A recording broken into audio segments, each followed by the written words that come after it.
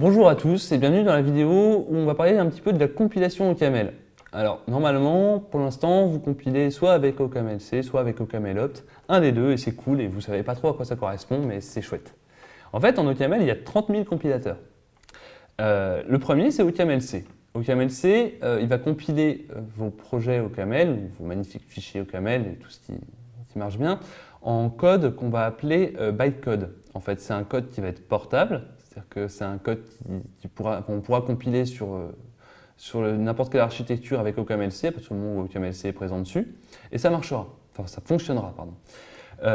OCamlOpt, ça permet de compiler en langage natif, c'est-à-dire que si vous compilez sur vos Mac, l'exécutable, il pourra clairement pas se lancer sur un PC Windows, si vous avez réussi à installer OCaml sur Windows. Du coup, OCamlOpt est plus optimisé, enfin le code sorti, le binaire sorti par OCamlOpt est plus optimisé, mais celui OCamlC compile plus vite. Alors, j'ai fait un petit fichier texte pour que tout le monde comprenne bien. OCamlC donc, il compile en bytecode, ça compile rapidement, mais l'exécution est plus lente. On est d'accord? Jusqu'ici, c'est cool. OCamlOpt, qui compile du coup lui en natif, compile plus lentement. Bon, sur les petits projets, il n'y aura aucune différence, clairement. Sur les gros projets, par contre, il y a une énorme différence. Et par contre, le temps d'exécution est évidemment beaucoup plus rapide puisque le code est natif à l'architecture et du coup, ça trace.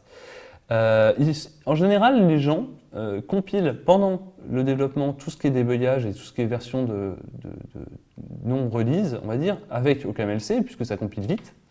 Et à la fin, quand ils veulent faire une release d'un truc qui fonctionne bien et qui marche bien et qui est beau et propre et où il n'y a pas de bug et où on a récupéré toutes les exceptions, ils compilent avec OCamlOpt.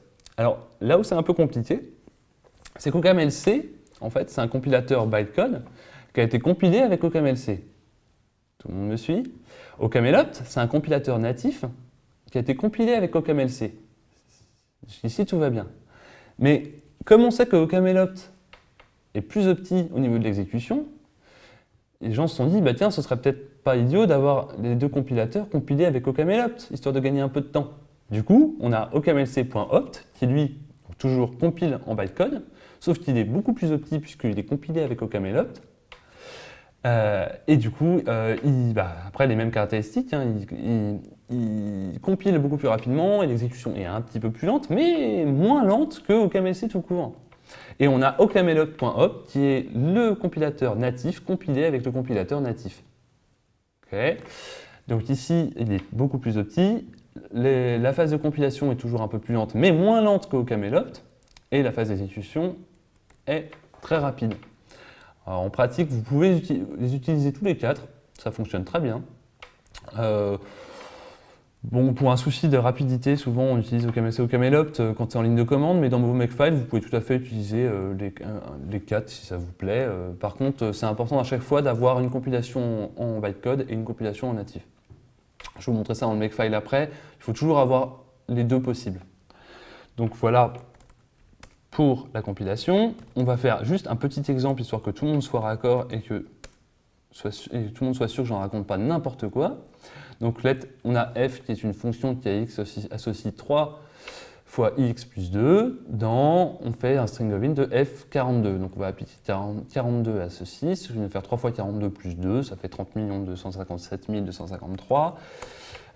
Du coup, on compile avec le natif. OCamlC, d'accord, test.ml, ça compile. On regarde bien, on a bien l'exécutable qui s'appelle un .out. 128, c'est cool. Maintenant, je nettoie, je recompile avec cette fois-ci le petit, ça compile aussi, j'exécute, 128 toujours, incroyable. Je renettoie, et là, OCamlC.opt de test.ml, ça compile toujours. Vous avez vu, c'est beaucoup plus rapide. Je nettoie, je reviens là-haut. OCamlOpt.opt de test.ml. Et là, vous allez voir, c'est fulgurant.